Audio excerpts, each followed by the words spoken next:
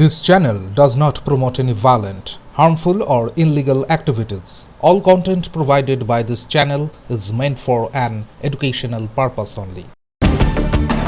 পশ্চিমবঙ্গ বিধানসভায় বিজেপি বিধায়কদের সাসপেন্ড করার ঘটনাকে ঘিরে সোমবার জোরদার রাজনৈতিক উত্তেজনা ছড়ালো।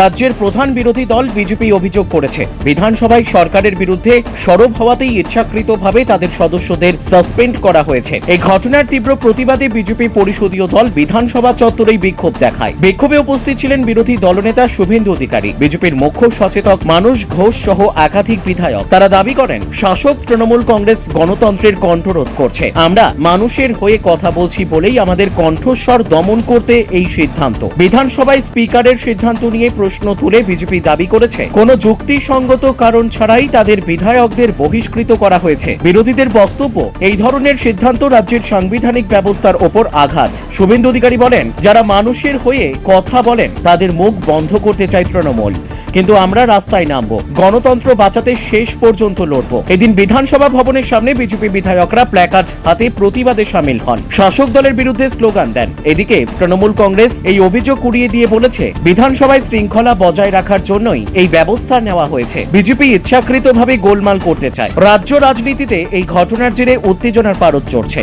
রাজনৈতিক বিশ্লেষকদের মতে, বিধানসভার অন্দরের এই বিরোধ আগামী দিনে রাজ্য রাজনীতিতে বড় প্রভাব ফেলতে পারে।